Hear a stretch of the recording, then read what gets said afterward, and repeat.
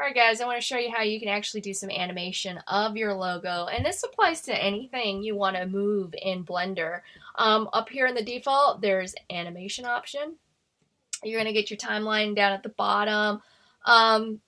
Right here is what we call your dope sheet. It basically tells you everything that is in your animation and what's happening in different points. These yellow little diamonds are your keyframes. Okay, so I want Blender to be coming in from the left-hand side. So I am going to drag it on the X, and I'm going to move it all the way over here. I am then going to hit I, because on frame 1, I want to set that as the location. Okay, then I'm going to say, you know what, let's move down here in my timeline, frame 20. So I click on that. Then I'm going to go ahead and I'm going to move this into the scene. And then I'm going to hit the I key again. I'm going to set my keyframe.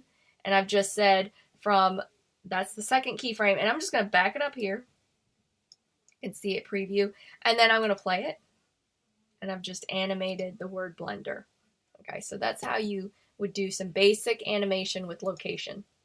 Now, when you go, before I stop recording, let me go back to the eye. You can do rotation, scaling. I do not know about when I hit I again.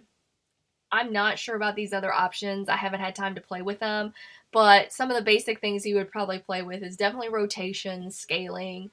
I'm not sure what available is. I wonder what that does. Anyways, but you can play around with it, but I just showed you how do you actually just move it from one spot to the next.